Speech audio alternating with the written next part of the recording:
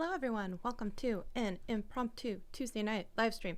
I wanted to talk to you because I just saw this on Twitter and no one in my real life cares about this, and so I thought I would come online and talk with my friends and buddies about this.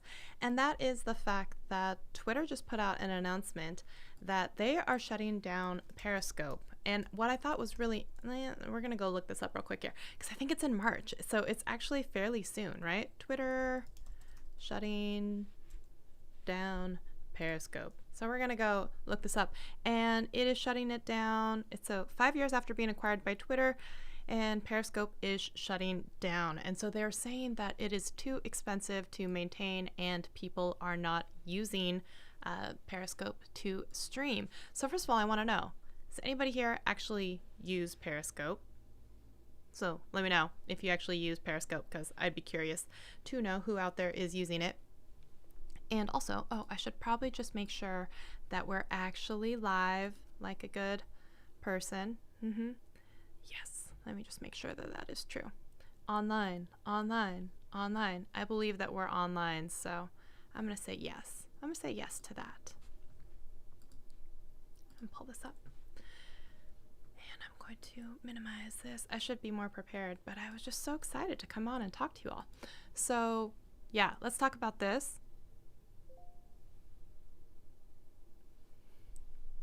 Who here is using Periscope, first of all? And then who here cares that Periscope is actually shutting down?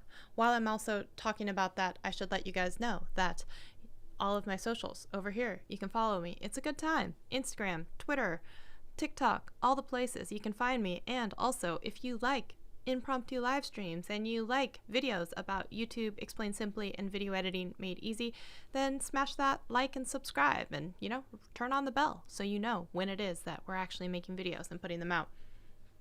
I guess I should also say thank you to any of my existing channel members if you're out there. I appreciate every single one of you, especially the platinum ones. They get on-screen mention. It's over here. I do that every single time. But thank you to TubeBuddy for being a platinum level channel member. That is such a tongue twister. Oh my goodness. That's hard to say. Okay, so let me move all of these windows out of the way here. So I recently have only been going back into Periscope because it is the app owned by Twitter, whatever. And so if you're going live on Twitter, you're going live through Periscope. A few things about the downfall of this whole Periscope and this thing is, first of all, I don't know who has gone back and tried to actually replay things on Periscope. I find it extremely difficult to navigate their actual interface. Is that just me? You guys let me know if that's just me. But I feel like it's extremely difficult to navigate that, and it really shouldn't be. They make it way harder than needs to be. Also, if it weren't for the fact that I use, I guess I could put it on screen here, I use Restream, and so I can then broadcast to a whole bunch of different places at the same time.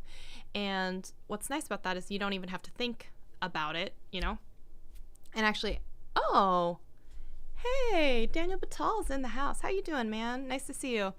I was just actually really surprised that Twitter is shutting it down, but I'm not surprised at all, because with the rise in Facebook streaming, with Twitch streaming, with, YouTube streaming, Instagram streaming, who is using Periscope? It's just one of those things that people forget about, and they're like, I thought it already shut down, just like Vine. I thought it was already done. Who's still using it? So, like I was saying, if it weren't for the fact that I was just using it because it's hooked up to Restream as one more place to put my video, I would not really even think twice about it shutting down. So, not surprised at all. And who is, not that I know of, who is exclusively streaming on Periscope? I just don't know anyone who's really doing that. Maybe I'm wrong on that one, but people will have to let me know in the replay and everything. And tonight I was trying for the first time. I have tried 3 times to go live on Amazon, and it keeps saying that my encoder settings are incorrect. So one of these days I'm going to figure that out, but that's on me. But I have to say, this is just one more reminder when it comes to live streaming. Unless you're, Ninja and you end up signing this multi-million-dollar deal to stream exclusively on one platform, which is funny because then that platform went under, right? And then he was no longer under contract and he was able to go out and stream to go back to Twitch or YouTube or whoever was going to pay him the most amount of dollars, unless you're that, I would just never, ever, ever want to be beholden to any one platform, because at any time that particular platform could shut down or just close up shop. Or let's not forget that the panic that ensued, what was it, yesterday, when YouTube and Google or whatever shut down for just a few hours and people lost their minds about it, like just how much the world revolves around it. So this is just one of those times that I'd be like, there's just no way that if you're a creator out there and you're focusing only on one platform, because I know some people would be like, just go deep into one platform.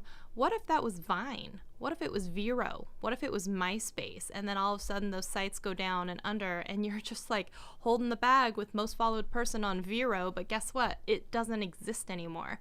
So like services like, Restream, or places where you can broadcast to multiple places at the same time and just be on whatever platforms that people are actually on. I think that is going to be a huge growing trend. And because nobody wants to go stream exclusively on one and then get off and then go stream exclusively on another, because it's like, that's just replicating work, and for what results? So I just think I see this rise of all of these multi-streaming platforms going out, and then it has a new question when it is going to come to what is it that these platforms are going to be able to do, because they're not going to be super excited about all of these platforms where they're not getting exclusive content, right? So what can they do to entice or sweeten the pot to make people actually want to only stream on there? So I know that if you're a Twitch affiliate, you're not allowed to multi-stream to YouTube exactly at the same time. You have to wait a week and then you can put out the content. But besides that, because I don't know how much money they're making off of Twitch and affiliates and subscriptions, but there's going to have to be something that is eventually going to have to come down the line where these places are going to have to offer better incentives for people to be exclusive to their own platforms when something like this happens. And let's not forget, then you've got, was it Dr. Dangerous or whatever his name is, where I forget his name, but he was on Twitch, a really big streamer, and then all of a sudden, Dr. Disrespect, is that right?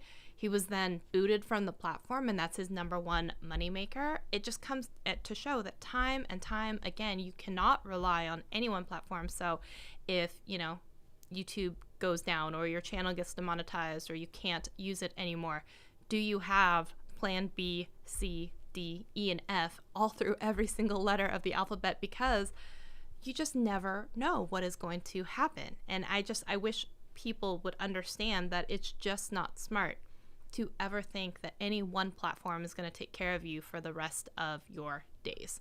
Like, I just think that's a weird way to think about that. It's just not realistic. So let me just make sure. I have lipstick in the corner of my... I know these are problems that Daniel Batal does not have. So I also want to know if anybody out there is listening, do you use any kind of service to stream to multiple places? And what is that service that you use? I should mute myself in case you guys are hearing that. Oh wow, it's quite the delay too from what I hear and what you see. Interesting. Let me just make sure. Yeah, so I'm really, really surprised. Well, one, that Periscope even exists, but that people are just always so enamored with the idea of getting big on any one platform. Whether that's YouTube, Instagram, TikTok. So I actually had a personal friend of mine who had a TikTok channel. She grew to 100,000, and then she had some people start reporting some of her videos for, adult content, even though necessarily it wasn't. And then TikTok eventually shut down her entire channel. So if she was making content, and I know that she was making content and she was gonna have like a video game console for like a giveaway, and she was going to she was getting money from the creator fund, and just poof, gone overnight. And what do you do if you went all in and you then forgot about YouTube or Instagram or other places, and then having to be like, oh, how can I even download all of my data or like my awesome content that I created inside of TikTok that's all in my profile? I can't even access my account, therefore I can't access any of those videos. And she was asking me for help, and I was like, well, you probably have a copy of all of those from when you created it, right? It automatically downloads to your phone. And I was like, even though those aren't great, you could crop them to a 4x5, cut out the watermark, repost them on Instagram Reels or something. And then she's like, no, I didn't select that option to download copies of, because I think hard drive space on her phone was a concern. And I was like, oh, that's interesting, because I even went an additional step further, and I, on a lot of mine, especially like on my iPhone and whatnot, I download all of my TikToks as a live photo, and then you can convert a live photo into a video. That way it has a much smaller watermark. That way, if I want to just crop it in a little bit and then put it on Instagram Reels or someplace else, it doesn't have that annoying huge watermark from TikTok all over it, taking up room on the screen. So I even do additional steps where I download all of my TikToks and save them, and then like put them up in like Google Photos or in the cloud or someplace, so that if I want to, I can pull them down and reuse them. That is not apparently the case for a lot of people. So what happens if also all of your content is then held hostage inside of a platform that you no longer have access to? I could use a little makeup, trust. I don't know. You're very beautiful just as is. Just as is. You use StreamYard to stream to multiple locations. Yeah, that's an awesome one. If you're out there and you want to come on and have a chat, if you're not doing anything, I'll send you a link, Daniel. We can have a little chat, and happy to discuss with you. It's nice to see that you're still out there, though. Thank you. But I mean, I'm sure Daniel knows too, because he's working with people, and their focus is, I want to get big on YouTube. I want to get big on YouTube. I just want to grow my YouTube. And at some point, you also have to be like, yeah, to what end? What does that do for you? What is the next step? What is the process? And I've been in some of these Facebook groups, as you do, and you're starting to look at some of the people making posts, and so much of it is about only growing one platform. And I have been so insistent upon taking content, repurposing it, and wanting to put it on so many other platforms. Especially, I think that this 2021, it's starting to happen now, but the push into short form vertical content is going to be huge. It's going to explode, and I'm so excited to see it and maybe be part of it, because it's something I strongly believe in, because I think vertical video is one of the easiest ways to do a video and then have it be able to be on so many different sites, right? Because if you think about it, if you take then your landscape video and then you want to put it on TikTok, it just doesn't do as well, because it's meant to be viewed in a portrait orientation, just like Snapchat is, just like really Facebook should, some of those videos should be. It's just better in a vertical format. And I know a lot of people are going to be like, no, but I swear to you, it is true. And I strongly believe that next year it is going to be, just look at what's happening with YouTube Shorts right now, right? They're telling you flat out, we want videos that are under 60 seconds that are shot in vertical brought here.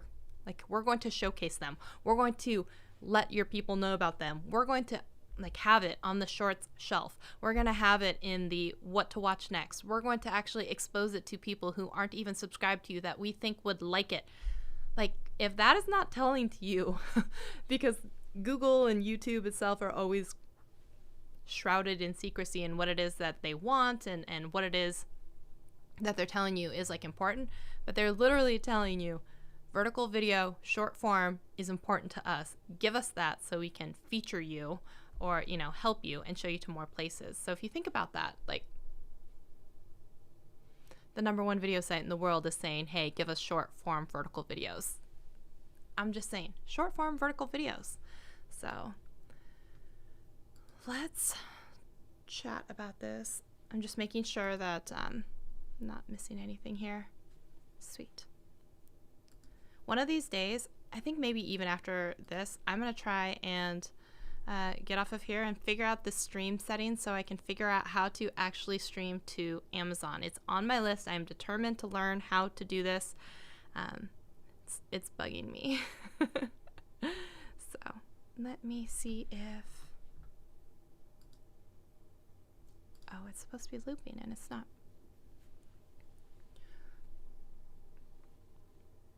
Is it looping? Is it looping? Thinking about it. Sorry, I got distracted by my lower thirds because they're supposed to be looping and they're not. And so every once in a while, oh, that was the wrong one. It's this one. Now we're going to play them all. We're going to see. Loop, yes. We'll see which one is the right one. By the way, I did a live stream and a video about creating animated, oh, I did the wrong one. Creating animated overlays, such as the ones that are playing on screen. Because I think it's one of those things that kind of makes it look like your YouTube video is more of a, oh, okay. Is more of like a produced video. Let me, 1 second here, Daniel, I am going to pop into Messenger and send you a link.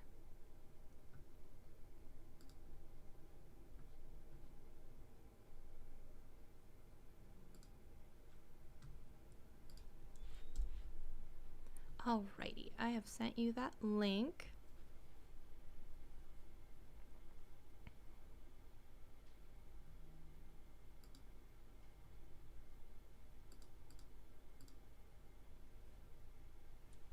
I do think it's just super interesting though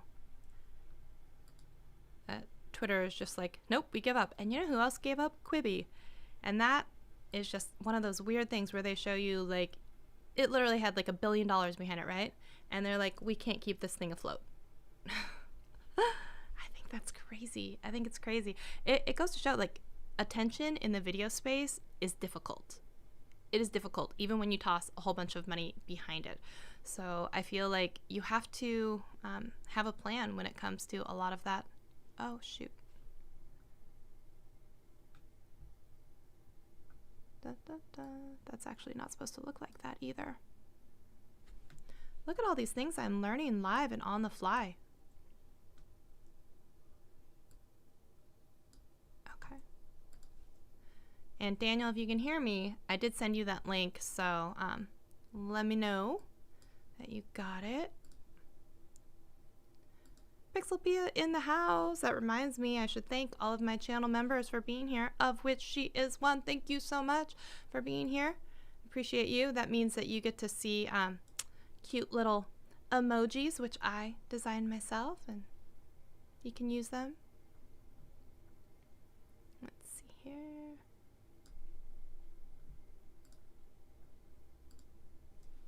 We were just talking about the fact that, sorry, there's so many windows open. I'm trying to figure out my life, honestly. What else is new? But we were talking about the fact that Twitter, who owns Periscope, they've owned them for about 5 years, they decided that they're shutting down their video streaming site, saying that, one, it's really expensive to upkeep, and two, like, people just aren't using it. And I had talked about this on a stream on the TubeBuddy channel, actually. We were talking about how people don't understand how expensive it is to store data for video streaming. And if people knew, then maybe they wouldn't give YouTube such a hard time sometime, where they're basically, people are uploading 500 hours of content every minute of the day on YouTube.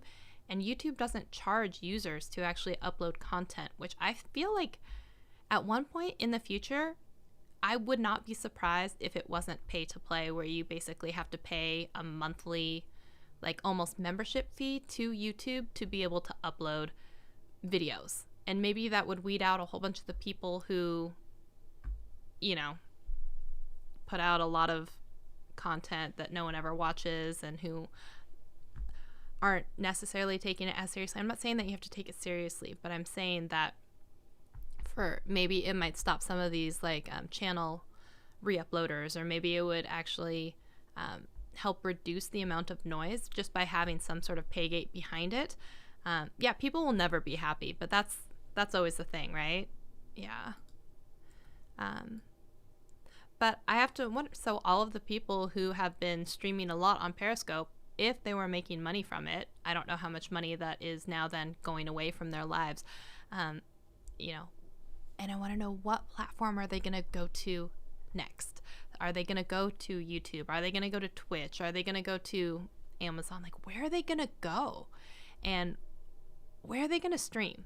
And how are they going to continue to make money? Because if some of those people have just completely written off, let's say, YouTube, but then Periscope is going to shut down in several months, and you have to tell people like, hey guys, come follow me on YouTube or Instagram or whatever it is, you know that there's a percentage of the people that are never going to make the leap. They're lazy and they forget, or they don't want to, or they forgot they were subscribed to you, or whatever it is. So no one is ever going to show up on a new platform with as many subscribers as they had on the old one. I haven't seemed to have been on Periscope, but I know that some people that have all of their eggs. Yeah, and the whole point is just all your eggs in any one basket is just never going to be the right way to go. It just isn't, because if you think about like all of the people who, like I said, were on Vero, that app lived for like 4 months. All of the people who are now going to, I don't know what that one, everyone's leaving Facebook and going towards. So a bunch of people are leaving that one. I know there's another one that just popped up called Community, which I'm signing up for, even though if anyone out there is a member of Community and has an invite code, will you invite me? Because all I've done is reserve my username, because it's not actually open to the public yet. You actually have to, right now, get an invite code from someone who's already in it. Let me close out some of these windows. Too many windows open at one time, man, I tell ya. Okay, I think that's better. But all of the people who were on Vine and got really, really big, a whole bunch of them were never able to make the jump over to YouTube, right? A lot of the people that are really big on TikTok right now, they're starting to create YouTube channels, because let's not forget that it was, a month ago, 2 months ago, when everyone was afraid that TikTok was going to shut down or be banned from, the United States because of everything with China. And everyone was freaking out. I'm like, well, if you have all of your followers only on one platform, and then, they're going to take away your ability to get monetized from them or make any kind of money otherwise with sponsorships, or you don't have an email list in place, or, any of that stuff, yeah, you might be freaking out. And so it's nice to see some of these creators really start to branch out and be like, I also need to be on YouTube and create a YouTube channel, or big on Instagram or stuff like that, because, it's really just a really dangerous place to be in when you only have one platform. And I've had people who have told, and this is in the YouTube help space, I don't believe that it's best to tell people that they should only be on one platform or focus on one platform. Like, I don't. And let me see here. Oh, I'm just making sure that he saw the link. And so that's the thing, though, about opinions, YouTube coaches, about whatever, is that lots of different people have lots of different ideas on what works best. And so for that particular coach or instructor, that's what they were telling their people. And, I think that at some point you have to reduce the amount of noise, and you really want to, once you've invested money or you like someone or in the time and all that, is you should follow someone's advice. Yes, absolutely. But I also think that you should find someone that you jive with, that like your ideas align the same, because if someone comes to me and says, hey, I want you to be my coach, but the only thing I care about is subscribers, I'd be like, no, I don't want you as a client of mine, because we were actually talking about this morning in a YouTube accountability group. I was saying that, one, at the tail end of this year, I'm really leaning more into the fact, more than ever before, that I don't need everyone to like me, And I'm fine with people starting to know me for exactly who I am and want to work with me or not work with me because of it. Because just like when you want to go to the gym and start working out and get in better shape, as many of us do for a New Year's resolution, you may have the opportunity to work with someone who does boot camp style fitness and is going to yell at you like a drill sergeant. You may have the option of someone who's just a cheerleader being like, I think everything you're doing is amazing, right? Yet someone who's going to come live at your house and make sure that everything that you eat is approved off of diet. Like, there is a whole range of help that you can get and pay for, and varying levels of service. And the person who needs to come in and have their fitness for like ballerina is not the same one for, professional football player. And they're going to like different ways of people interacting with them, right? And I don't need to be for everyone. I need to be for like a specific group of people, and I need to find my people and provide the info and in a way that they like, so that they actually know, like, and trust me, and then would want me to be their coach in the future. And I don't need to mess around with a whole bunch of other people who want me to change for them when they're not the type of person that I want to work with. Does that make sense? Give me a thumbs up if that actually makes some sense, because I swear it does in my head. Okay. All right, Daniel Batal is in the green room. I'm going to assign you to a guest position, and I'm going to bring you in. Are you ready? Give me a thumbs up if you're ready. All right, I'm going to bring you in 3, 2, 1. I think. Welcome to the show. Thank you. That was like a space shuttle launch. You had to count it in to make sure something didn't go horribly wrong. Sometimes I've had where, people are doing their makeup or fixing their hair or anything like that, and then they're like, I'm in the green room. All right, I need a countdown, though, for when I'm coming on screen. There's a high probability I would be fixing my hair. Fortunately, I'm in hat mode. Makeup, no, there's no amount of makeup that's going to make any of this get any better. You got great lighting, too. That helps, right? Hat, and you've got, like, the face, that's all the face hair, or the beard that's covering up half your face. So, I mean, you have so much.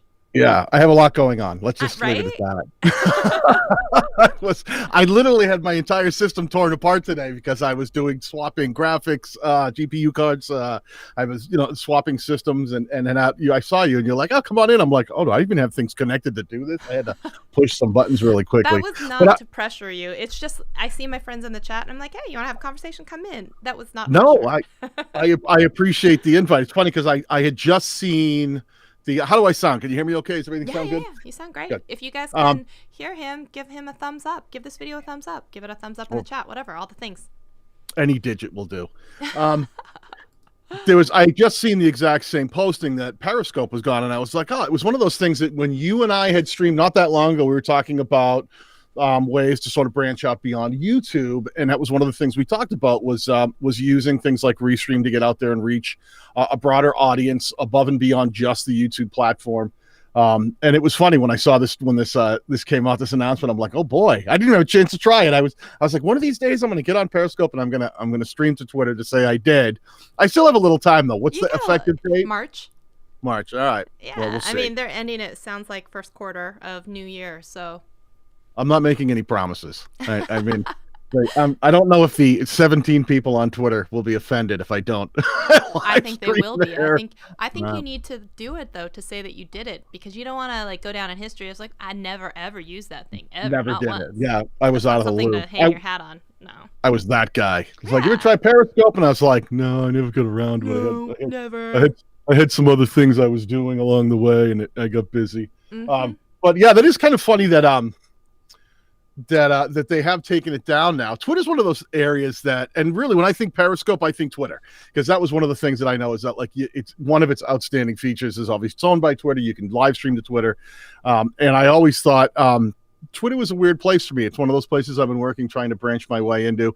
I don't have a lot of Twitter followers, but it's one of the social media sites beyond YouTube that I'm trying to gain a little, ground. And it's funny, growing a Twitter following is hard. I think I might have about 1,500 followers. Now, let me put it this way. It's hard for me. So don't make that an absolute. I just know when I try to do it, it's like, wow, man, that's tricky. Rude. What? I am following you on Twitter and you are not following me on Twitter. What? What's happening over there? Come on, get out of town. Oh, come on, let's solve this. That can't be happening. I follow you everywhere else. That's how I get all these notifications. I follow you down the street. Like a Come on, Shelly. Really? Am I really not? Holy crap. Wow. All right. Yeah, I apologize for that. See, this is why I suck at Twitter. I think we've just proved why I have problems on Twitter, because I'm still working the whole thing out. I'm just working it out, Shell. It's like it's a whole thing where I'm like, LinkedIn, I'm trying to get back to. I'm trying to get back to Twitter. I'm trying to figure out how to stream. You do it effortlessly. When you stream, it's like I get effort. Well, what do they say, right? It takes a lot of effort to make things look effortless. But when you do it, it's like I get notifications. My phone blows up from multiple directions. I'm like, oh, Shelly's going live. So I get the notification. So it's great to see the way you do it, because guys like me can learn from that and go, oh, well, that's how you do it. That's how you reach a broader audience. Right now. Oh my Stop. gosh. Stop. That's what I'm here. I have to say though, I've seen people being like, they're branching out. So I don't know if I'm spreading any secrets here, but like Dean Nimmin has been streaming on Twitch, doing channel reviews about YouTube on Twitch, and he's not putting that on YouTube, and he's on YouTube, but it's amazing to see now, like, people really embrace going other places and really being on the platform and trying, because I just think about all of the people who, do you remember Vero lasted like 4 months and when Vine shut down, and I think, oh, it's Parler. All these people now are leaving Facebook and going to Parler, right? And there's and which is what, like the German, I don't know, attacking it's the place I think where people think that they're free from any kind of regulation about talking about politics. But what's really funny is it seems like a lot of the people that are flooding there are all of the same like mind, so they just like it as an echo chamber, because the big man on Facebook is flagging things as being like incorrect or like restricting speech. And I don't want to get into a whole thing about that, but it's just don't go there. Don't go there. It's a bottomless pit. Even from the way that I've spoken about it already, you can kind of imply, but no. Oh yeah, but Pixel Pia in the chat just said she wasn't following me on Twitter either. So you're not by yourself. See, and listen, I'm not going to take the blame for that. That was all her. I didn't lead her in that direction. Don't act like I'm on a vicious campaign to get people, hey, whatever you do, don't follow Shelly on Twitter. Is that what you're doing? Is that why my Twitter followers have been... No, but I'm going to now, because I want to see if that's an effective way to take someone down, in case I have another enemy down the line that I need to go after. That's pretty funny, though. I love Twitter, although I got into my first Twitter jail episode the other day. I don't know if you heard. Yeah. I got put in timeout. They blocked me from accessing my Twitter because they said that I was doxing. Really? Yeah, so I don't know if you saw it, but I had made this little video because I was currently streaming on Twitch and a whole bunch of other places, but some random person came into my live stream and put this whole wall of text and just calling me names and all this stuff. And then eventually I was just like, okay, well, I'm just gonna take these screenshots and do whatever I want with them. So I made like this little video, and then he was harassing me for a while, it seemed, online, and then maybe it looked like it was squashed. He finally apologized, and I was like, oh, cool. But then there was a calendar invite that came through in my Calendly, but the person's name who made the appointment was FU, except not FU. It's like the whole thing. Oh, right. No, all the letters. Yeah, all the letters. All the letters, right? You get it. And then like the phone number was like an area code, but then like 69s only. And then it was like joemama69@gmail was the email address and all this stuff. And then the message under the notes or calendar was FU, you piece of poop, go do something productive with your life. Right? That's the nice version. And so I took a screenshot before, and I was like, I guess this guy's still mad. And then Twitter put me in jail saying that I guess they have bots, reading email, phone number, whatever. And I appealed. I was like, can you guys look at this? Because obviously this is not someone's real information. Mr. FU is not really out there with this phone number and this email address. And if he is, then I guess that's one thing. But they were like, no, you're still in jail. And I was just like, so I had to like take it down and delete it. But I was just like, there's no way a real human reviewed this with human eyes where they cannot see that this is false. Like, this is so erroneously false. This is the perfect moral of the story here, right? Is when we tell people, and it's so easy to get triggered. I'm triggered faster than anybody because I've seen some of your responses for your comments. I have them out. I think they're hilarious because you and I do similar things. Like, you just do them in a Twitter thing, and sometimes I'll do it in a Twitter or a TikTok. So, but we do very similar things. I'm waiting for someone to slap me, but it does go to show that, like, you know, getting sucked into the conversation with trolls, it just never works out. I mean, I'm the first one on Twitter to like make fun of someone who says something that I think is hysterical, whether it's hysterical because they made fun of me and I thought it was really funny because they took a really good stab at me that I thought was, you know, mean but really clever, or if they said something that was so stupid, I'm like, well, I have to now go post this on Twitter and mock them for saying something so silly. Actually, I was gonna post one today. Well, you know, like, you have the people who in your comment section will say something like, video starts at blah blah blah. Yeah. So I had that today, and it was like, video starts at 1 minute 8 seconds, and I went in and it starts at 0:00. Like, that's when the video starts. I get those. That's a new thing. I've been getting those recently where people will go in and be like, you know, if I make a 3-minute video that's showing, you know, and I'm pretty quick to the point. I don't waste a lot of time. But if I'm showing how to do like a specific thing in a video editing software, I get that. People come in and be like, oh, he shows you exactly how to do it at, you know, 57 seconds. Like, I know, it's like, can you not just let people watch the video? It's like, I don't know if you think you're being helpful, but it's actually hurtful. Thanks. As in, like, whatever I have to say in the first 60 seconds isn't important. It still is. Right. Like, as if we need chapters to our videos that are 3 minutes long. I don't need chapters. It was actually a 3-minute and like 30-second video, and they're like, starts at 1:08, and I was just like, no, it really does start at 0.00. Yeah. Well, hey, you know, at least people are interacting. I guess we have to look at it that way. There could be people who don't care anything about what we're posting, so it's a good thing that they react. I will say that I'm a lucky guy that the vast majority of interactions I have on any of the platforms are usually very civil. I've got a great community, and the people are usually really great. New people coming in and people who have been on the platform and have been following the stuff I do. So I'm very blessed that way, and I've never taken that for granted. But yeah, you do get one every now and then, and you go, what? What are you thinking as you're typing this? Have you had anybody track you down on one of your other socials and then ask for specific help on video editing? I had that today or yesterday, and this person messaged me, and they were like, I think they left a comment, because I went back eventually and I saw another comment, but it was just like, I need to learn how to do this. Not like, hi, how are you? Enjoy your videos. Thank you so much. All of this stuff. It was just like, tell me how to do this. And I was just like, and it wasn't that it was hard. It was just annoying that it was just like, you bypassed this layer of civility of like, hey, how are you? Niceties. Right. And just gone straight in for the ask. And I was kind of like a little offended by that. And so I was kind of like, do I respond?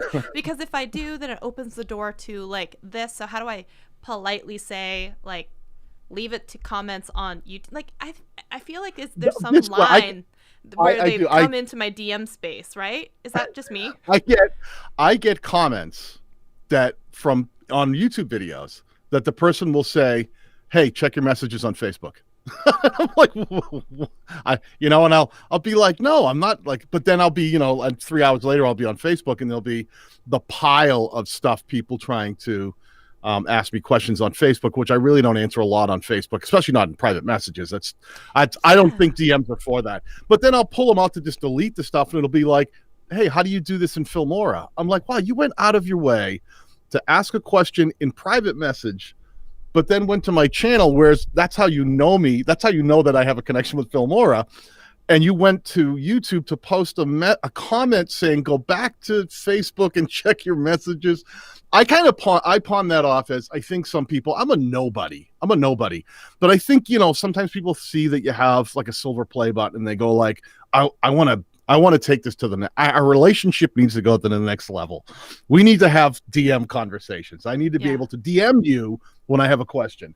And unfortunately, that's the reason I stay away from DMs, because I mean, I have thousands of comments every day. Imagine if all turned into direct messages as well. My phone would be exploding all day long. Yeah, and I fear that because it's like one of those, like, I don't want to be rude, but I do want to politely set this boundary that it's not okay to unsolicited, like, I'm not opposed to having conversation in a DM and moving things there if I invite you, if there's a specific purpose, and if you're polite. Like, I have like these layers of like, it's okay. And I felt like this was just like showing up on a first date and then being like, so are we gonna get married or what? And being like, I think we've gone a little too far. Let's start with, hi, nice to meet you, my name is, you know. Right. And I was just like, I was a little bit like irritated, I guess, to be honest.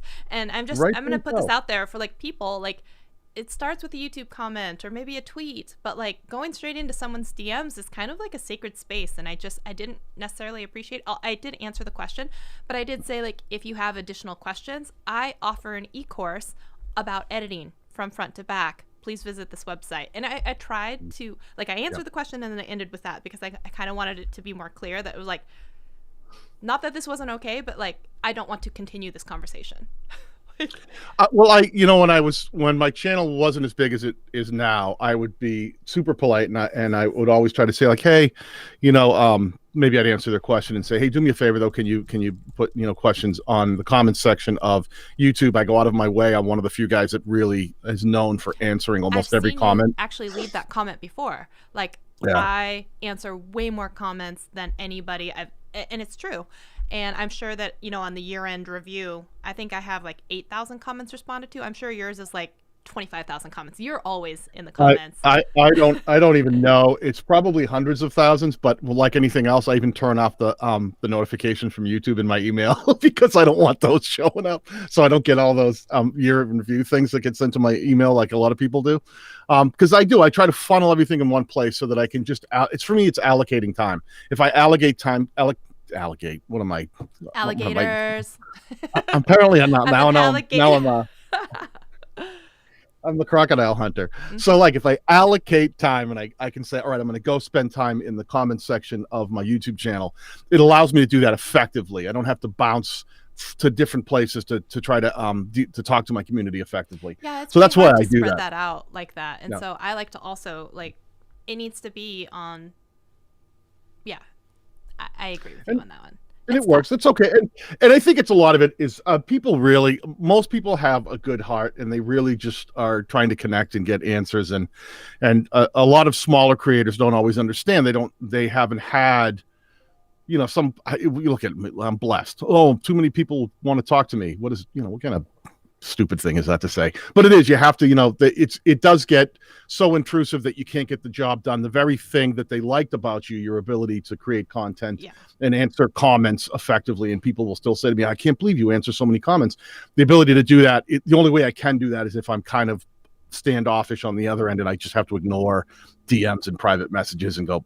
Yeah, well, especially when you have like paygate areas too, then it also becomes a thing where I know you have a membership community, right? Your battalion. So if you guys didn't know, if you guys want to visit Daniel's channel, he has channel memberships available there. Like, I know that you have a private Facebook group. You answer a lot of questions. I know D has the same thing. And one of the problems is when a lot of people are getting everything for free and taking up so much of your time, if you're not able then to allocate the time that you were going to the people who are paying you for additional stuff, it becomes also a tough thing too, because the people are like, hey, I'm paying and I'm not either getting the value that I wanted, or like, it's just not, you know what I mean? So, and I think that a lot of other people are just like, even when it's free and they take and take and take and take, they don't appreciate the time, energy, everything that it takes to do that. And then they become expectant and they become a little bit more standoffish when you say, like, I have to draw this line because I have to go to my paid Facebook group now, or I have to go spend time in a members only live stream or whatever it is. And it becomes like this whole game of like, you owe me. You know what I mean? Yeah. There's a certain amount of, and we all do it. There's a certain amount of entitlement. We all have it. When I walk into a Home Depot or something like that, I act like they owe me something, but they've taken a lot of my money over the years too. So, but that's the very reason I have things like the memberships group. Like I have one tier, like people take it to a new level and they've got all kinds of tiers. I'm like, it's $4.99 a month, quit at any time. But the reason I put that one tier is like, it's surprising how much under $5, right? Like, what do you buy? What do you spend $4.99 on a month? A couple of cups of coffee, maybe.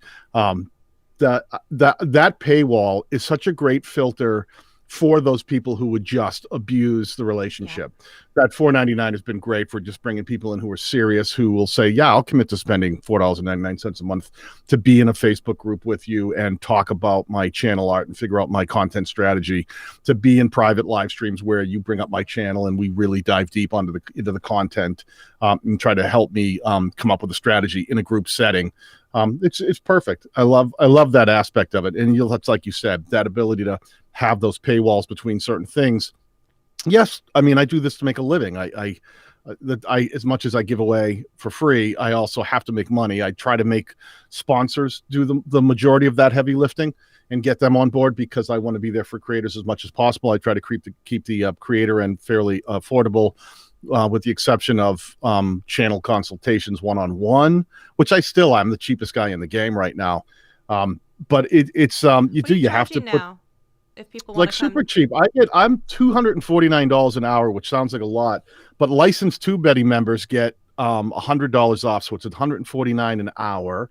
And anyone who's in my channel memberships group gets that same $149 an hour, and every month that they pay into memberships gets prorated against that $149 down to $99. So people who've been around for 6 months or so, they're like paying $99 to sit with me for an hour. It all works out really well. So I try to build things where creators have an opportunity to have time and really talk things out with me if they want to. Yeah, I should sit and talk with you one of these days about channel memberships, because I only have three. I have 3 tiers, but one of the problems is, so I went back to work full time, and I'm still doing stuff for my YouTube channel, and I was creating stuff for my e-course. So like, the one thing I don't have a lot of is time, and so I felt like if it's gonna be something where like I can start with stuff that I can do, on-screen mention, access to exclusive Instagram stories. I can do like a submit your question, and I can do a live stream where I answer your question type of thing. But I find it really difficult, because I know that I would love to be able to, if I was a full-time then YouTuber again, I would love to be able to grow the membership into like an entire Facebook group community and helping each other and all this stuff. But it is tough, man. It is tough to maintain that kind of like. It's a devotion of time, and my theory has always been not to get on a creator sidetrack here. Is my approach to, because I'm newer to this platform, right? This channel I have now is it only turned 2 years in July. Yeah, July 18th was the 2-year mark, and it has been phenomenal though, watching you grow. Thank you. I remember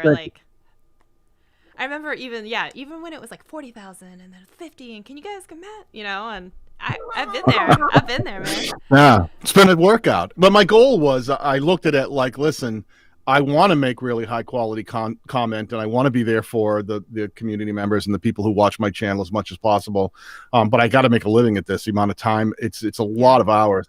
So I had very specific goals it was a really simple strategy where I said, I want to make sure that everything I do is a 5-figure income in and of itself. And if I can get at least, I'll start if I can aim for 10. If I can get 10 5-figure incomes, well, there's a real yearly income, right? There's something you can live off of. So if I can get each thing to be, over 10 grand basically a piece. And one way to really push the AdSense thing was to do with channel memberships, because it all gets paid through AdSense. So once you start adding in, you can grab another $5 here a month, another $5 here a month, another $5 here, and really put value in and get people really excited about the group. It was a really great way to help build that out, so that's a my AdSense numbers with everything included now is a really nice chunk of change. So it's worked out really well. See, your AdSense money like folds, and mine like jingles. Like that happens. I hear you. I've been there. Trust me, there was a moment in time where my girlfriend, I looked at her, and I was, a lot of people don't, and they know I was a musician, but that's been so many years since I've really made a living playing music professionally, that I was a general contractor. I owned a renovations company for over 3 decades, and that's how I really made money. So to be able to look at my girlfriend and go, hey, listen, I'm getting old, I'm getting broken. I think I'm going to try something other than construction. She looked at me like, well, we've been together for over a decade. She's like, what are you going to do? And I'm like, I'm thinking YouTube. And she just looked at me like, all right. Like Who's it was laughing that look. Yeah, it was one of those things where, and there was a moment where I had to sort of figure out how to get out of the thing I was doing and into the thing I wanted to do. And it was really tricky. It was dangerous and messy and ugly. But the bottom line was, once I landed on my feet as a full-time content creator, there could be no limits. It had to be all the time, get the revenue running. It was just crank. And that's why the channel grew quickly, is I was in full-on panic mode about building something that was a business more than anything else that could drive revenue. I remember I had, the first time I was retiring, I had saved up basically almost like a year's worth of like runway, and I was like, I'm gonna give this a go, and I'm going balls to the wall. I feel awkward saying right. There's a female version of that I won't go down. I know, and then I don't know if you saw the wheels turning. I was like, should I turn it into a female? And I'm like, I think that's worse, so I have to go back to the male version. Balls to the wall. Stick with it. Yeah, no, I literally I was like, convert it? No, and then I panicked, and then I was like, no, I'm going back to the inappropriate. It's still inappropriate. Let's just do it. Anyways. Remember that time that you went boobs to the boardwalk? I mean, it was... That's actually not the one I was thinking, so thanks I was trying to keep it... I was going PG-13 on Thanks this for one. teaching me that one. No, but then as life happens, we were doing like a home remodel, which ends up being very, very expensive because of you general contractors and whatnot. And things are expensive. I know. That's the reason I went back to work. So I'm hoping one day again to retire. We'll see how that goes.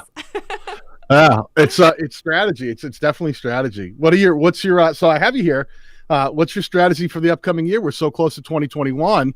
This is stuff people following along love to hear, because I'm always interested. I know what my strategies are moving ahead into the next year. If I tell you mine, you're going to tell me yours? What are we going to have here? We're going to have a measuring contest? No, I will come up short in a day. What is it? A day late and $1 short every single time. Have you met me? I am the queen of ideation and the executioner of nothing. You should put that on your business card. I should. Right. Because that's the thing is, also, like, if I work with people, I can give you ideas all day long, and then I'm like, just don't do as I do. I can tell you what to do.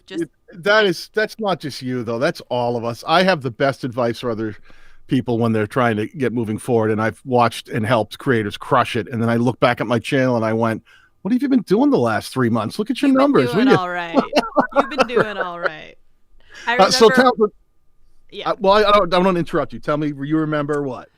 Oh, no. At one point, I think this is just a personal aside. This is nothing to do with you. But there was a time when I was watching both you and Dee, and your subscriber numbers grow. And it was in the midst of my 18-month straight of not growing subscribers, where I just literally had a meltdown, breakdown, crying, being like, what the F am I doing with my life? I make videos and no one watches them. Look at these guys coming up, and and it has nothing to do with you guys. You know that. But I was just feeling you gotta hate somebody. I'll throw that hate at me. I'm a sponge for it. But it's not like I was like, they don't deserve it. It was more of this spotlight of like, what is wrong with me? Why have I not figured out my life yet? Like, these are examples of people who are doing the damn thing. And I remember just being like, why can you not get your shit and your life together? Could you just put on your big girl pants and actually do something with your life and your channel? And so that was a big state of like self-wallowing grief for like a long time, just being like, dude, you suck. I don't know what you're doing, but 18 months hasn't shown you that your channel's not growing. Like, I was like, because it was 18 months no growth, and you guys were 18 months in and like 50,000-60,000. I was just like, what am I doing with my life? So. Yeah, and that's a great example of how, we are all individuals and we are all unique, and as much as we have overlap in our niches, we're very different creators, and sometimes it's just no two channels grow the same way, right? Or no two brands grow the same way. No success story on YouTube is like the same. No. Ever. There's no cookie cutter to it. People will say that, like, how many videos do I need to put up before I'll get 10,000 subscribers? And I'm like, as many as it takes. Yeah, when you hit 10,000 subscribers, count, and that's how many it took. Exactly, yeah. Because some people, it's like, I don't know, if you're Janelle Van Girl, 1.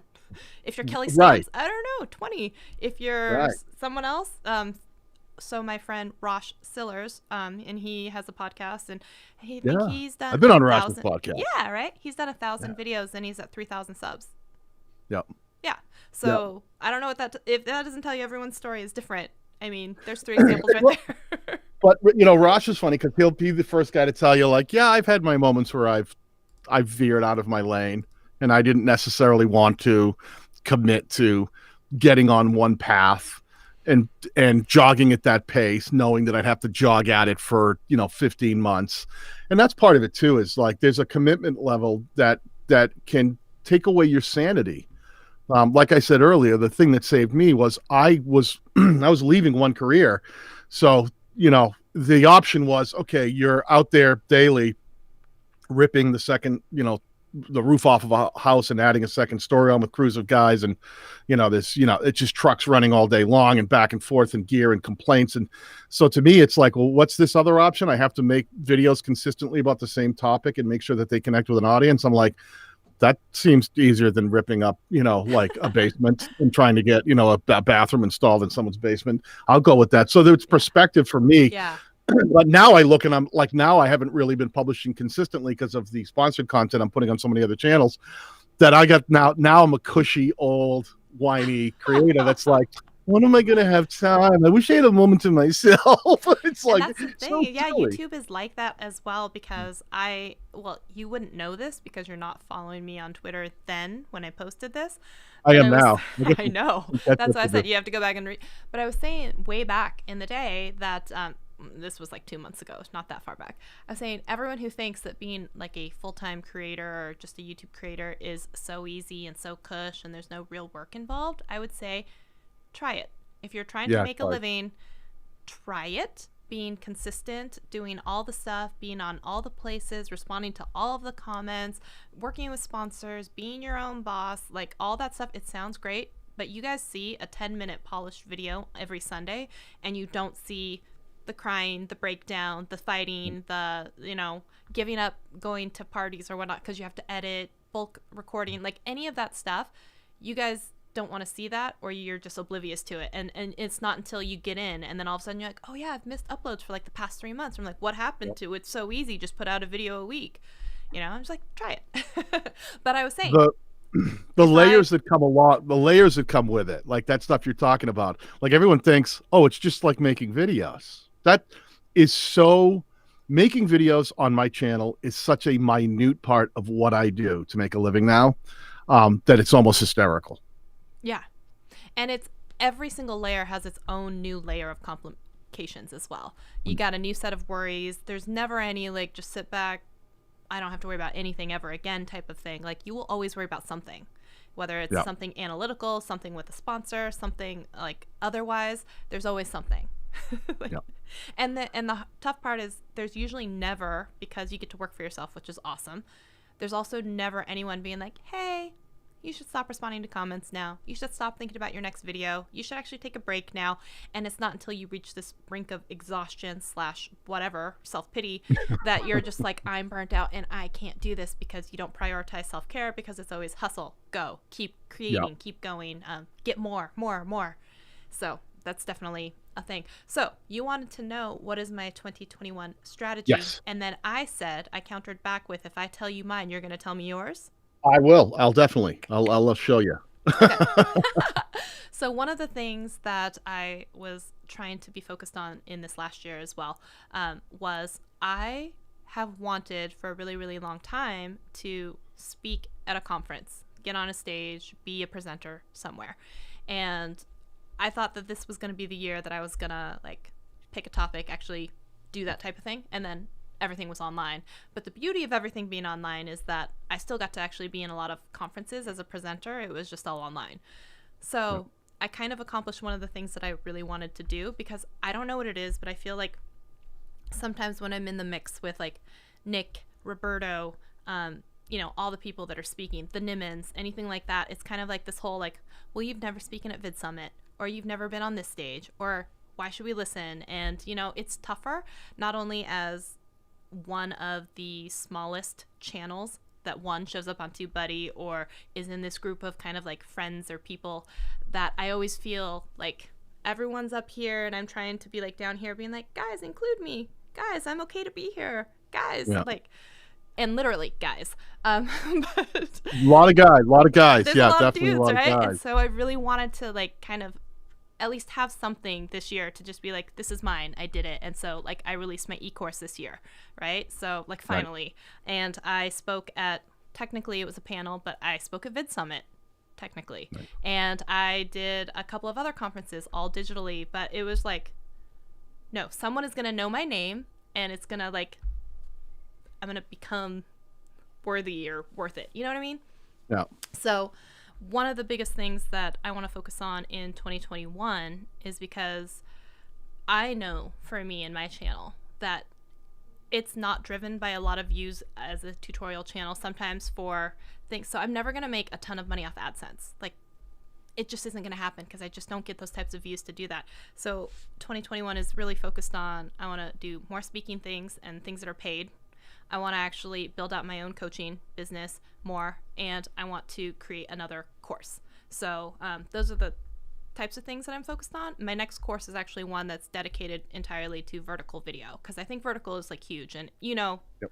it's like a strong passion of mine. So I want to be known as the vertical video person.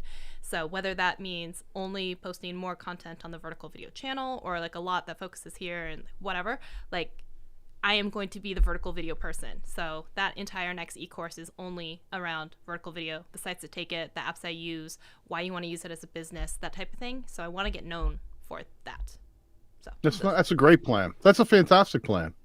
I love that because I think you're right. I think vertical video in general has been tap dancing around the outskirts of creators' periphery. And it shouldn't have been because I think things like Vine, even though it went under, was quickly replaced by things like TikTok. It's there. It's there to stay. There's a reason that IGTV and Reels and Stories and all those things show up, and the reason Shorts is here now on YouTube because it is. I mean, I'm a elitist. I think that video should be watched this way, but the reality is that most people hold their phone this way when they're making a call, doing anything, going through. That's the natural 9:16 is a very natural way to look at a mobile device, and the vast majority of content nowadays is consumed via mobile device. Actually, so during that one of the talks I was talking about is 70% of all traffic on YouTube is done from a smartphone. First of all, yeah, which is crazy, but more than 80% of the time when people are watching on a video site, they're actually still watching it in a portrait orientation. Let that sink in. Yeah, and with then 95%, regardless, right? With the yeah. video, but that's especially so they can things like comments and everything, right? Comments, description. Yep. But 95% of the time, just over 90%, when people are holding a smartphone, period, in their hand, it's in a portrait orientation. So crazy. That is the majority of the time, no matter how you slice it. Whether they're on YouTube, whether on any other video site, it's all vertical. And with all the sites that you can take it, and with all of the repurposing that you can do by putting that same one video everywhere instead of having to then chop up your landscape and then whatever, I'm like, it is so easy to see that this is the future. This is a no-brainer right here. It's like, it's going to be everywhere. It already is everywhere. But anyways, continue totally your plan.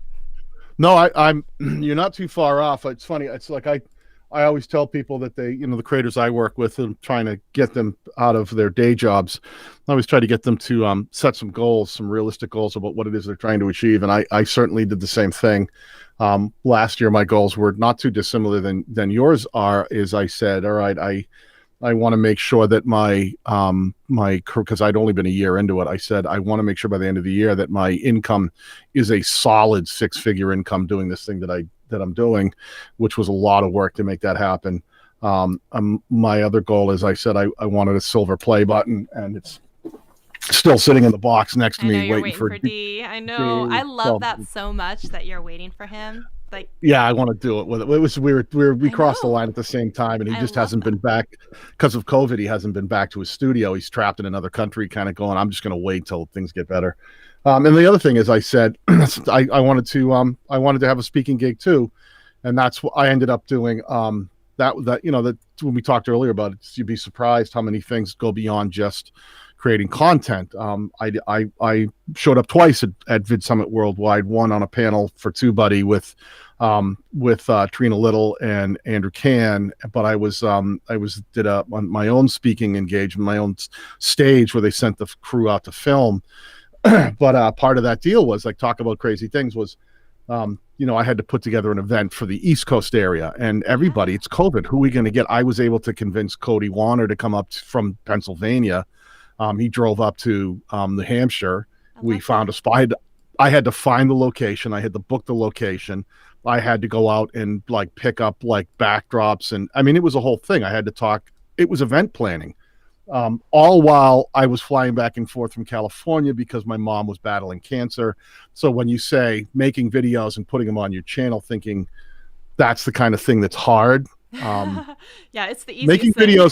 making videos is not that hard. It's time consuming, but when you really want to achieve another level and you set goals, you're going to be battling stuff that you just don't see coming, that you go, holy cow, there's so much on my plate.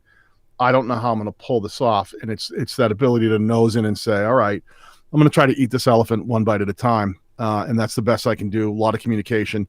And it was a long way around to get into the question that we were talking about is what are we doing this year? And I've embraced the idea of shorts coming to YouTube because I've been focused around YouTube and branching out from there. So everything I do, it's easiest for me to try things out on YouTube and then work it out. And I love the new shorts feature because I approach it completely different than everybody else. I've got an entire strategy that I'm building out. Dee and I will be on the TubeBuddy channel at the end of the month talking about things people don't understand. Like you even put a short shelf on your channel via mobile device. You have to go into desktop and add it. People don't even know that. Like I went to channels that there was creators that went and built their whole separate channels just to do shorts because they were worried about how it would affect their other channels. And then I went over to their shorts channel. It doesn't even display as a short shelf. There's so much confusion around the launch of this new shorts product, which is very different than any other product that YouTube has launched to date. It's not like the community tab where they give people a community tab and here it is, and that's where it exists. And if you post something, it'll send out an alert, but it's going to be there conveniently on the community tab. It's not like stories, where you do a YouTube story and it shows up just on the story shelf and it'll send out, sometimes some kind of an alert, but usually it just shows up as a story that you can click on someone's avatar or icon and get to their stories. And then you have to rifle through them oddly. YouTube Shorts, all of those videos can be surfaced in every other traffic source exactly the way your regular content can. And then there's these odd, silly limitations where if you have the shorts camera, it'll limit you to 15 seconds. Then you can't add end screens and cards because those things don't display on the shorts player. Right. But if you upload from the traditional method via even mobile device or using your desktop, but you're using not the shorts camera to create and upload that content, now you suddenly get up to 60 seconds and you can add end screens and cards, and those shorts can be monetized and can make money. Yeah, I think it's really weird because also if you don't upload through the shorts part of the app, you can't use the music. And if you use the same music inside of one that you just upload yourself from, like, let's say it came from TikTok, you would get hit with the DCMA, but not for the 15-second for inside of shorts. It's weird. It's all over the place. It's the most frantic launch of a YouTube feature ever, and I've been loving it because of that. Because it's not just. I remember when they put out premieres. You can premiere your video, and I'm like, all right. And I watch I work with a lot of channels, so I see data from a lot of channels.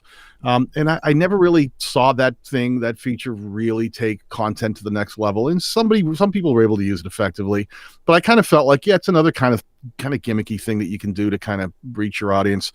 But the shorts feature is going to be completely different, I think. I've already shown the thing that's really important about shorts is you can use them to funnel viewers back to your long form content. I put up 2 shorts and neither of them even started driving shorts traffic from the short shelf till days in. And they had already driven, 3,000-4,000 views from other traffic sources. And when I use them to funnel viewers towards existing longer form content on my channel, I was able to drive 1,000, 2,000, 3,000 extra views in that given week to the other content I was funneling towards, becoming the highest suggested video to that content, not by one or twofold, by tenfold. By tenfold. It's a content that had hundreds of thousands of views and drove 1,000 views a day and was driving recommended traffic from all over the platform. I was able to drop a short that would dominate suggested and become my own best suggested traffic. Yeah, I could see That's you doing a whole bunch with like the short Zach King type effect where you literally do a 15 or 30 second, like, check this out, and you do the effect in it, and then be like, if you want to learn how to be able to do something like this, I have an entire video on it and like linked and like really fast. That's why there's people forget, like, these, even no matter where you upload a short from, they all have descriptions, whether you use the shorts camera or whether you upload traditionally. And those descriptions in either way allow you to put clickable links. People forget that by definition, YouTube tells us suggested traffic includes videos that are found from links in the descriptions of other videos. So it is the easiest way to start creating stronger suggested traffic to your own channel. And you're right. It's like, I'm an easy one. I saw it too. Like, oh, I can take these kind of little hooky things that I do. And then, hey, if you want to learn how to do this, I'll actually show you. And it's just really quick pushback. But I've been talking to everybody, like guys like, guys like, but it's everybody, right? Like my friend, you know who Paul Peck is, who a drywaller, got a really successful channel. He's probably got 130, 140,000 subscribers, and he's a drywaller in real life. That's what he does. He, but he's got the, like the watching him get up there on stilts or whatever, and, get out the trowels and just make a, take a wall or a ceiling and make it smooth, is one of those visually oddly satisfying. It's ASMR for DIY people. Right? If you do it yourself, it's like, wow. It's like watching people carve epoxy floor or resin painting when they do the acrylic pours. The resin also like on the table, like the wood table. Yep. Or ever see those like crushing machines where they just drop like bikes into these things, and I will sit and watch that stuff because there's something visually satisfying. And that's the big thing that I keep trying to tell people about shorts is stop trying to treat shorts like it's a new feature and it's like TikTok and you have to treat it differently. It's content on your channel like anything else. It's just shorter, up to 60 seconds, depending on how you upload. It's going to be vertical. So the ask is only on the part of the viewer you're saying, hey, hold the camera normally upright 9:16, which I think, like you said, they're already doing. And then other than that, it's really like on our end, it's things like if you're going to upload normally, just put the hashtag shorts in the title or in the or description.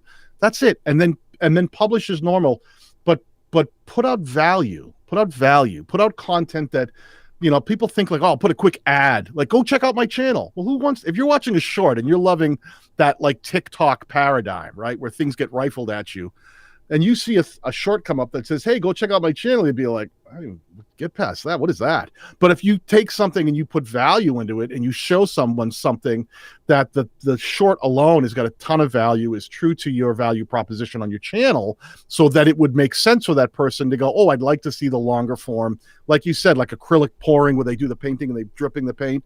They show the really cool, quick thing of that. You're like, that's awesome. And you have a quick little overlay that says text like, learn more, click the link in the description. Watch this full video, learn this technique, full link in the description. Something simple so that the thing alone was tons of value.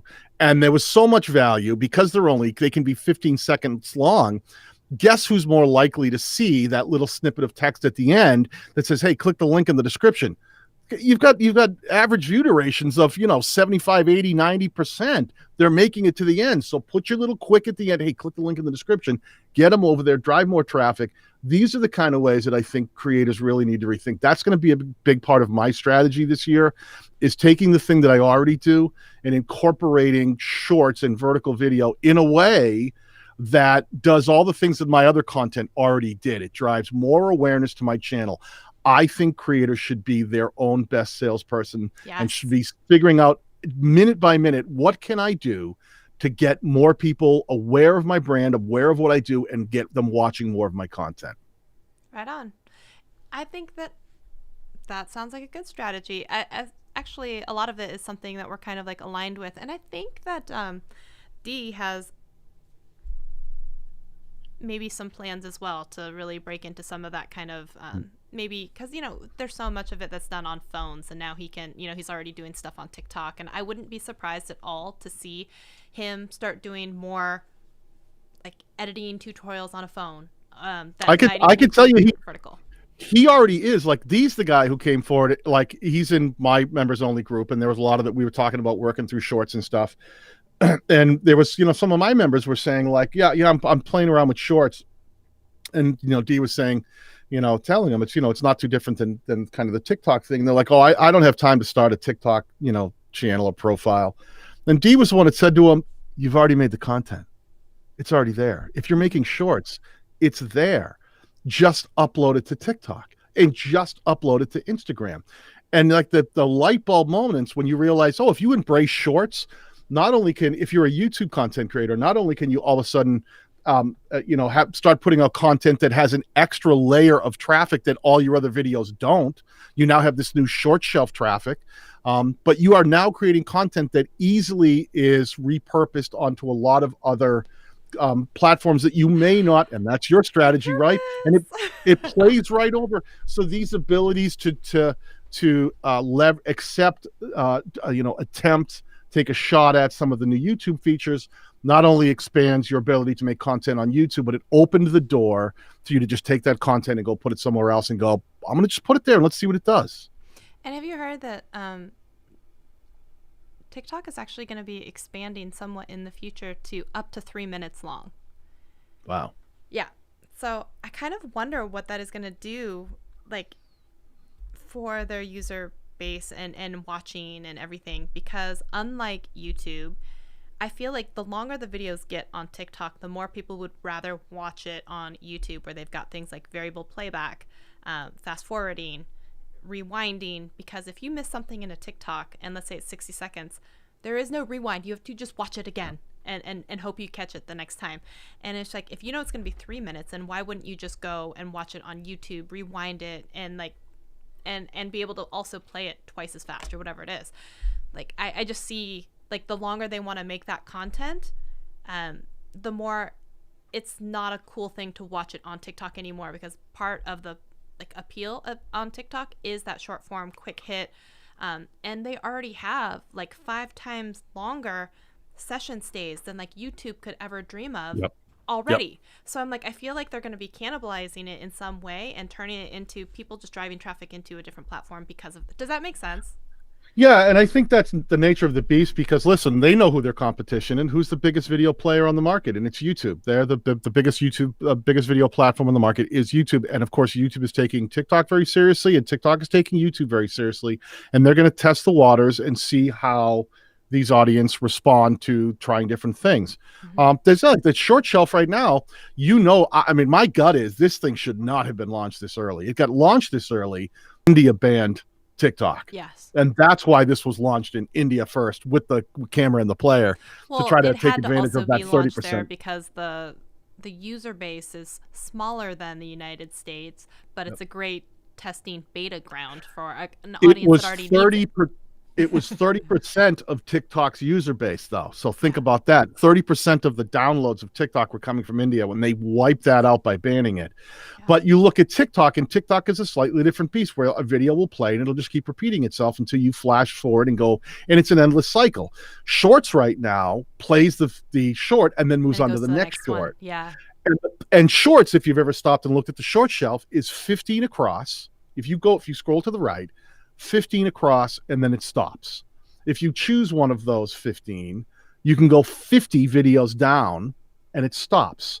So the entire depth of field on YouTube Shorts is 750 videos at any given time. That's why Shorts is important right now. That's why it's important, because if you get into that 750, now, yes, someone can click on your name, they can go to your channel, and if you've properly set up the shelf through the desktop or through the desktop app, then they can explore more of your content. But it's not an easy find. You got to keep stepping in and out. Not like TikTok, where you swipe and you go, oh, there, I can watch more. Now I'm going to go right back into the TikTok player. The YouTube Shorts is very limited, and that's, I personally think is why we're seeing these like huge spikes, and then videos will drop off, because the minute they don't they don't get they're recommended, they're not getting clicked. They're not sitting in that traffic source the same way content across the platform can sit in suggested at any given time, because it's suggested, browse, all of that. Search can be in an infinite amount of videos deep as far as you're willing to scroll. You've got 750 videos, and some of those repeat on the short shelf. You when you're in and you're getting surfaced, you're there. When the minute they kind of pull you out of rotation, for that, the viewers that, now not everybody gets served the same videos, but for the viewers that are getting served the kind of content that you might get served in that batch, it's a very shallow depth of field. And when you're not getting surfaced, you're just out.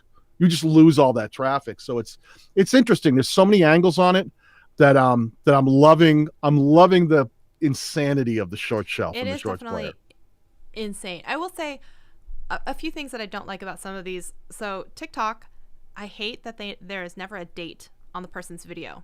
So you never know until you're scrolling back on their profile and you see the indicator that says just watch, and it could be 30 videos down. And that's the thing about TikTok and the algorithm, is it will resurface videos that are older just because, and give it a new life. And it's so weird that the way, like, it is scary how well, then, the more that you use TikTok, the better that it knows you, and it shows you exactly what you want to see. And that's what keeps you there for 3 hours at a time.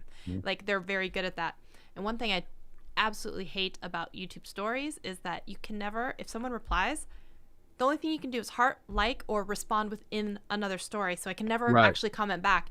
And I was just like, how can that be a thing? Like, anyways, that's just a little aside. You're right. No, you're right. The stories was a crazy feature. Like I used it a few times, and I'm like, I don't love it. It really felt like a different thing. I felt like I had to.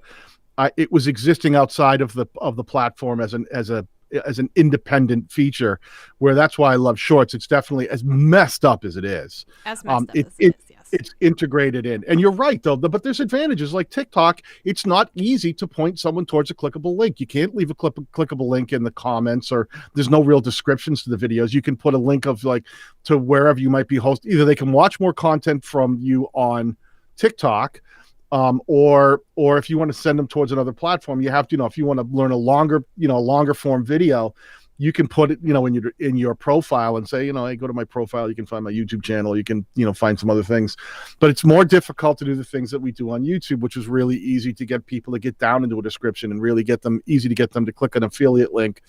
This really, the monetizing YouTube, of it is. How hard is it to get people to actually open the see more and go all the way down to where it is? So it's a lot. I'll tell you this. It's hard.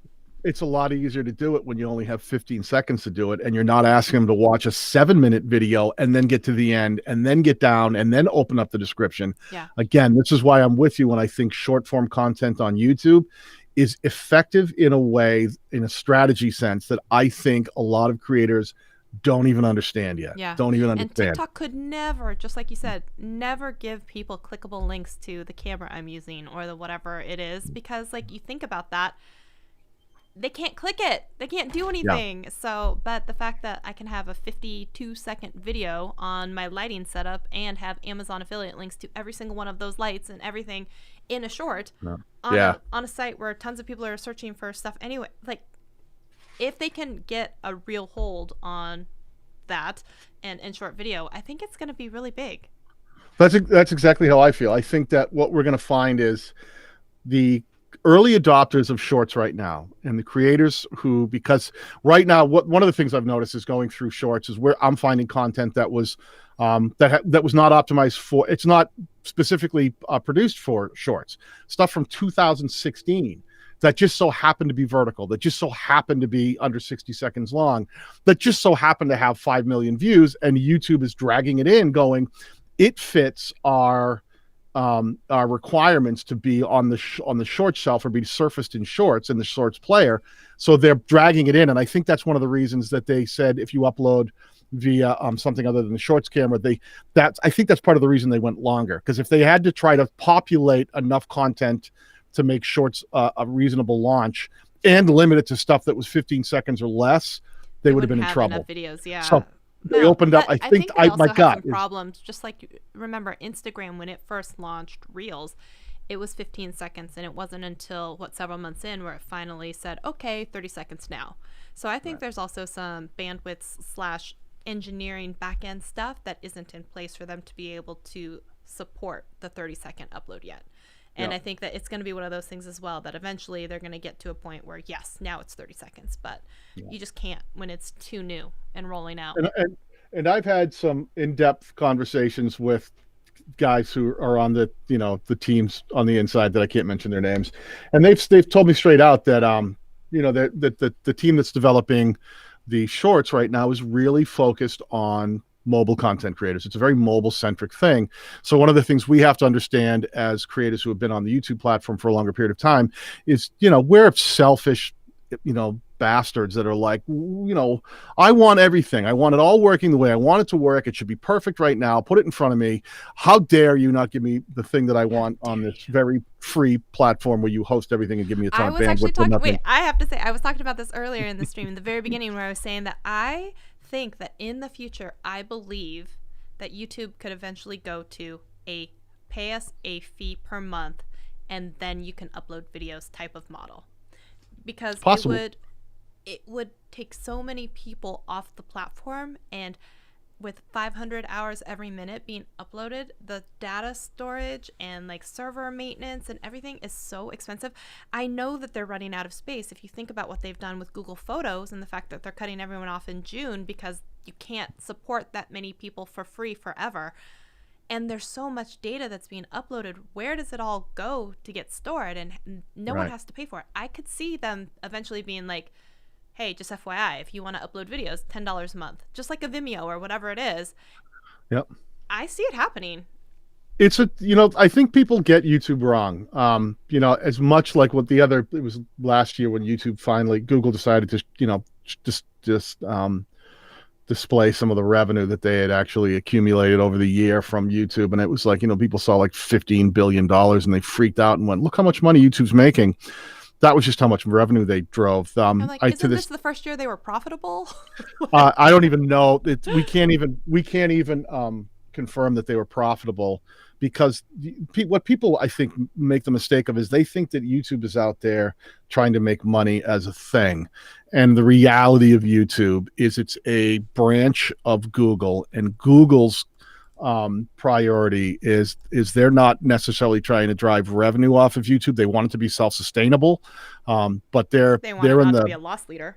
They don't want to lose. They don't lose anything. They're going to but they keep putting all that money back in and building it out, because it's all about data. They want data of viewers. That's what YouTube is really there for, is to gather data and learn more about the consumers out there, which is why we're starting to see a lot of that stuff integrate. If you watch a video on YouTube, you'll open up Google not too long later, and you'll see some of the same advertisements. So if you watched a video on YouTube, you'll see those advertisements on Google, and vice versa. And they actually added that into some of the discovery things where they've actually said, yes, we're using some of your information from surfing Google and bringing that in to figure out what we might want to serve you on YouTube, and vice versa. So it's very interactive, and that's cool. I'm totally cool with all of that. I think the business model of what Google does, what Alphabet does as a parent company, and the way that they've got YouTube underneath it in the umbrella, is really smart. It's just, you have to understand that it's very expensive.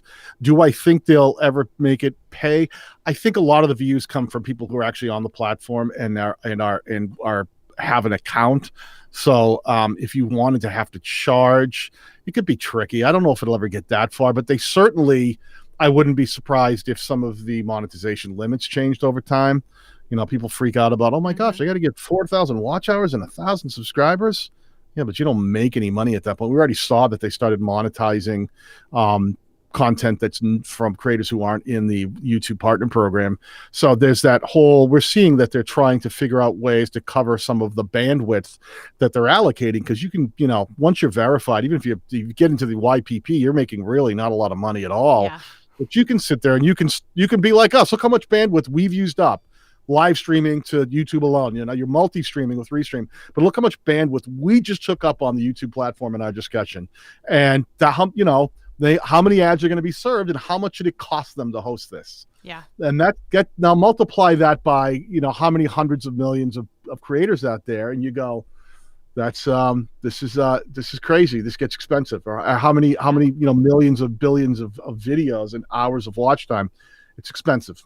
So if you guys don't also perhaps know what Daniel was saying, there's some new legislation. Well, you can't call it that because it's not government, it's YouTube, but some new rules that were thrown down the way, and they have said that previously, if you were not in the YouTube Partner Program, usually there's not videos shown on your ads, but now they're saying anybody, any video, anytime can have video ads placed on it. And it used to be also a different rule where videos had to be above 10 minutes to have a mid-roll ad in it. And the reason why creators would have a video that was 10 minutes and 1 second was so that in the middle of the video they could throw another ad, increasing their ad revenue and AdSense, because it's one of the only ways for a lot of people that they think that they can make money.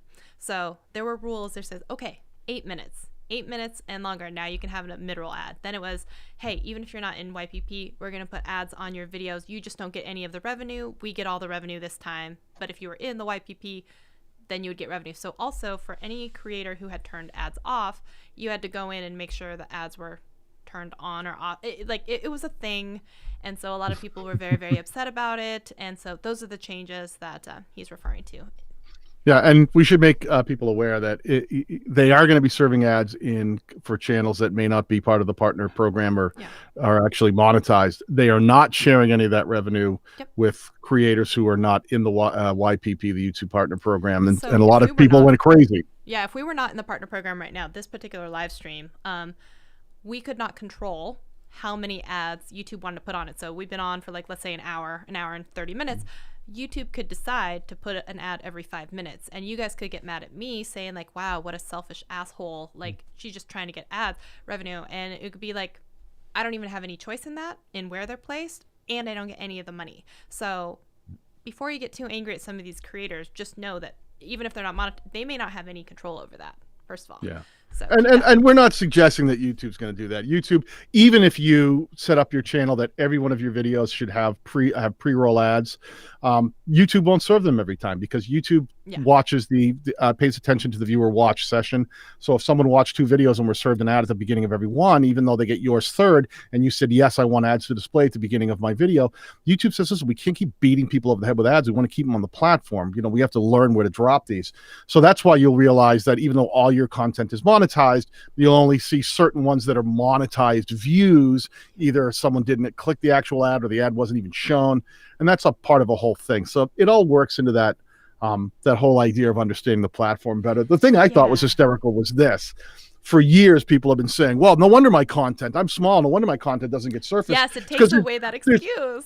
Yeah, there's no ads, and they're not surfacing me because they can't make any money. Well, it's well, guess what? Everyone can have ads now. So what's your excuse now? And it's not only that, but I don't know how many times they've come out and said, search and discovery is separate from monetization. So it wasn't that they were looking to serve up your video because you're monetized and one isn't. They have said specifically multiple times, that's not how it works. There are many factors for suggested. That's not one of them. There's a lot of tinfoil hats out there that it's hard. It's much harder for a creator to say, my channel isn't growing because I'm not doing a great job of connecting with a target audience and making quality content that would make that viewer want to watch and come back and watch more. It's a lot easier to say. To realize it's easier to say that YouTube hates small creators. It's also the same people who are always saying not only is YouTube trying to keep me down, but my content is just as good as blah blah blah, or I love this one, I am doing everything I can, absolutely everything perfectly, and and I'm look at your thumbnails, what is the data telling you? Because the data is always there. It's if people don't click on your stuff, if they don't stay and watch your stuff, if they're not entertained while there, if you've only had 4 videos and you're upset that you're not at 1 million subscribers, it's and those videos were 3 years apart a piece, there's always a reason. Listen, I've said this repeatedly. The worst thing that a creator can say is, my content is great, my thumbnails look great, I'm doing everything right. Because you're not the one who's allowed to judge that. The only person that can tell you if you're doing a great job is the people that you're trying to reach, who you're trying to get to watch your videos. And if they aren't clicking and they aren't watching, you're not doing something right. And that can be, and it doesn't mean that you're not making good thumbnails. It doesn't mean that your content's not great. Maybe your targeting is off and just a lot of people, maybe you're aiming for stuff. There's always something in there that you're missing that's stopping from your channel from really connecting in a way that it could connect. Maybe your videos are just a little all over the place and the channel itself is not focused and targeted enough to make sure that the person who liked your last video would want to go on and watch the next thing that you published. There's always a reason. I always find those reasons when I sit with a channel in a one-on-one consult and go, this is it right here. And they go, oh, I didn't realize. So yeah, I 100% agree is always hold yourself accountable. The thing I tell people is it's not YouTube. It's you. It's you. It's you. I would say that too. Like it is always something to do. And I think people think that I'm, well, harsh for lots of reasons, but like when I tell people, I'm like, either your thumbnail sucks, your video presentation sucks, your audio quality sucks. I mean, there's always a reason, or you're targeting the wrong people. Like there is something down the line of checklist that is just not connecting. And once you figure it out, you'll be fine. And then you that's also the struggle. you have to qualify what is fine. Because if you have these unrealistic expectations of how big your niche is, how much influence you actually have to either make money, be successful, like choose your poison of words. Like you may only need 1,000 subscribers, but they all buy something from you that's very, very, very expensive. Like if you were an affiliate for like Hermes watches or whatever it is, you only need a couple people to buy it at a really great commission rate versus if you have something where you're selling crayons and you have to sell a lot to get 2 cents on every box, you got to sell a lot of them. Like it's just completely variant by a million different things. So yeah. And you have to be intentional. It's not, none of these views aren't guaranteed. Watch time's not guaranteed. Viewers aren't guaranteed.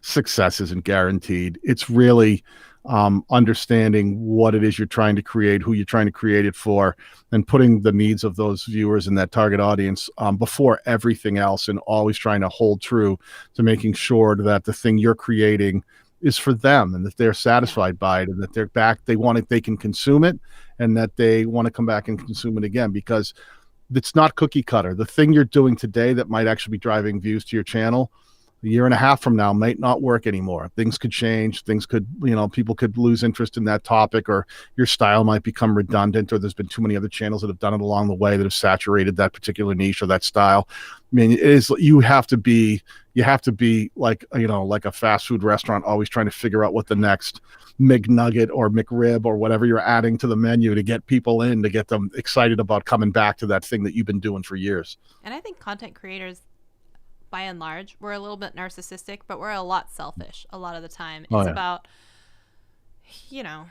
how many views did I get, not how many people did I help. It's like, it's just a different way of looking at it. And it becomes this whole, like, I don't have enough subscribers. I'm like, okay, how are you taking care of the subscribers you do have? Or I haven't done this, or they haven't bought enough of this from me. And it's like, well, maybe you did a really crappy job at showing why they would even want it. Or like, like this whole experience that you just like, it's just a weird backwards thing. And so you've said it before, and I know other people have said it, but it's about the viewer so much more so than it is about the presenter. And you're just this conduit of like information for probably what it is that they're actually interested in. Because so much 100%. Of the time, what they want is the information, and they don't care about you. So once we start talking about our sick Aunt Mary or anything like that, then they're like, the video starts at 2 minutes and 65 seconds. That's when they get us. They're like, those bastards. They're chaptering me again. God damn it. It's exactly right. Oh, that's so funny. Hey, listen, I actually have to get back. I'm thank you so much for having me on. I was in the middle of, I told you, rebuilding a bunch of stuff, and I stopped and pieced this together so I come talk to you, because we haven't talked in a while. But I actually have to get back to building the studio before it collapses around me so I can edit again for tomorrow. But thank you so much for having me on, Shelly. I really appreciate it. Thanks for being here. I appreciate you. All right, my friend. Have a great evening. And hi to everybody out there. Keep watching Shelly. If you're not subscribed to her YouTube channel, please do. And, go check out and if Daniel. you don't follow her on Twitter, she will hold it against you. I will tell you that right now. Only for a few years. Only for a few years. Oh, wait. Hold on. Oh. Casey said bye. Oh, hey, Casey. Oh. All right, everybody. You guys have a great night. I will talk to you guys soon. Bye. Hi, baby. You want to sit here with me? Not there. Not there. Not there. Watch that. All right, let's come back to this one. So I'm going to say, if you guys want to check out Daniel's YouTube channel, I will actually put his channel link down in the description box so you can go check him out. And like I mentioned, he does have channel memberships also available on his channel, as do I. And his is great because there's a Facebook community. Hi, honey. And he's definitely in there a lot and making time for everyone in there. So yeah. Hey. Have we talked about Periscope enough? I know that's what originally we were here to talk about, so I want to make sure that we did cover that. Basically, the moral of the story is make sure you don't put all of your eggs in any one social media platform, any one basket. Make sure you are diversifying your income. I wish Roberto were here to just to back me up on this. Diversify your income, people. Diversify. And never be beholden to any one platform, because each platform is a distribution place. And I have to say, I do want to send a special shout out to Restream because like we were talking about, I can stream once and it's going everywhere. So I'm currently on Facebook, the soon to be gone Periscope, and you know, here and on Twitch and everywhere. So I hope you guys enjoyed this impromptu live stream. I was really excited to hang out with you, but I will be back on Thursday for another episode of Triple T Thursday. We're going to be talking about live streaming stuff, including the Elgato Stream Deck that I've been using to like cycle through some of these different scenes and everything. Pushing live for Twitter. Oh, okay. I'm going to have to check that out. Ooh, that'll be cool. Maybe we'll be early adopters on that and we'll get tons of followers on that too. Hi, honey. So make sure you come back on Thursday. We're going to be talking more about live streaming stuff. And then I'll see you guys on Sunday for another regular video. So thanks everyone for hanging out with me. I'll check you on Thursday. Bye-bye.